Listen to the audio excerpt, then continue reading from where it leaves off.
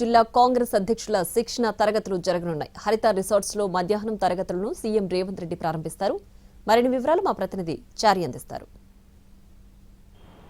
Congress party నూతన పంతాన్ని ఎంచుకుంటుంది. DCC అధ్యక్షుల నియామకం నుంచి ఆ డీసీసీ అధ్యక్షులకు ట్రైనింగ్ ఇచ్చేటువంటి కార్యక్రమాలు వీటన్నిటిని కూడా కాంగ్రెస్ పార్టీ తన మూల సిద్ధాంతాల వైపు మళ్ళీ తిరిగి ప్రయాణం చేస్తుందని చెప్పొచ్చు. ఎందుకంటే కాంగ్రెస్ పార్టీ గ్రామ స్వరాజ్యం లాంటి అంశాలని ప్రధానంగా ఫోకస్ చేస్తూ వచ్చి ఉన్నటువంటి పార్టీ.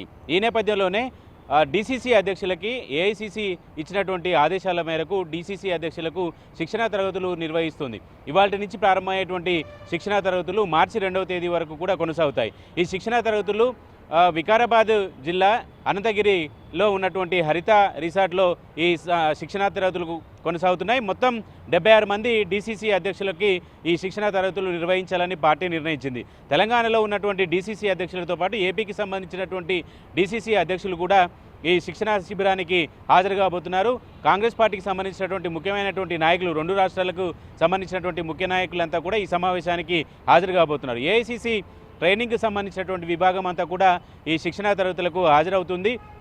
ప్రధానంగా శిక్షణా తరగతులు అంటే కేవలం క్లాస్ రూమ్కి పరిమితం చేసి శిక్షణ ఇవ్వడమే క్లాసులు చెప్పడమే కాకుండా గ్రౌండ్ లెవెల్లో పర్యవేక్షణ చేయాలనేటువంటి ఒక ఆలోచన కూడా కాంగ్రెస్ పార్టీ సూచించింది. దాంట్లో భాగంగానే వికారాబాద్ జిల్లాలో సుమారు 10 నుంచి 11 గ్రామాలలో ఈ ఎవరైతే శిక్షణా తరగతులకు వచ్చారో వాళ్ళందరినీ కూడా ఆ గ్రామాల్లో పర్యటించడానికి షెడ్యూల్ని కూడా సిద్ధం చేసుకున్నారు. ఆ గ్రామాల్లో శ్రమదానం చేయడము, అలాగే ఆ గ్రామంలో ఉన్నటువంటి ప్రధానమైనటువంటి సమస్యకి పరిష్కారం చూపేటువంటి ప్రయత్నాలు చేయడము, స్వయంగా వాళ్ళే పనిచేసేటువంటి ఆలోచనకు సంబంధించినటువంటి అంశాలన్నిటి మీద కూడా ఫోకస్ చేసింది. వీటితో పాటుగా శిక్షణకు వచ్చేటువంటి వాళ్లకు స్పోర్ట్స్కు సంబంధించినటువంటి ఈవెంట్, అగ్రికల్చర్కి సంబంధించినటువంటి పనుల పర్యవేక్షణ లాంటివి కూడా చేపట్టాలనుకుంటున్నారు. ఈ సమావేశాలకి రాహుల్ గాంధీ, ఏఐసీసీ అధ్యక్షుడు ఖర్గే కూడా హాజరు కాబోతున్నారు. వాళ్ళకి సంబంధించినటువంటి షెడ్యూళ్లు ఖరారు కావాల్సి ఉంటుంది. రాహుల్ గాంధీ ఎప్పుడు వస్తారు, శిక్షణా తరగతులకి వస్తారా, లేదంటే ఉపాధి హామీ పనులను